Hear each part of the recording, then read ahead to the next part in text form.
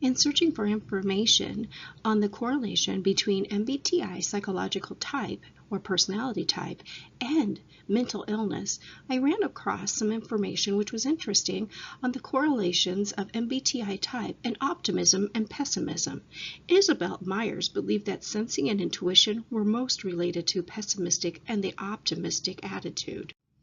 Within the sensing type, we're able to see that sensors are really the ones that are not really wanting to change much. And it's noted that the types with the sensing dominant trait often find that when intuitions do occur, they tend to be negative or pessimistic. Therefore, they really put more optimism with these intuition. So the more optimistic this tendency tends to be, or the more optimistic the tendency of an intuition type, is to assume that the situation is difficult right now, but there is going to be a possibility that it's going to be greater later. Extroversion and introversion are also related to optimism, but for different reasons.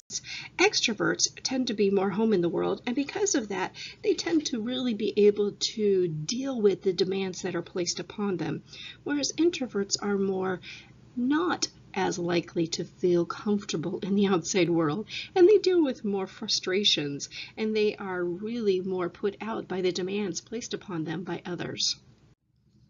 When we look, we can also see that there are differences between the sexes, and it's significant that there are MBTI reported findings that optimists are more likely to be extroverts for both sexes.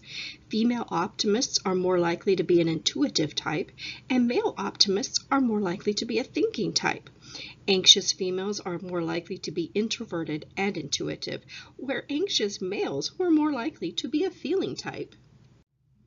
As we look at this, we can see that pessimism was really mostly associated and significantly associated with introversion and thinking.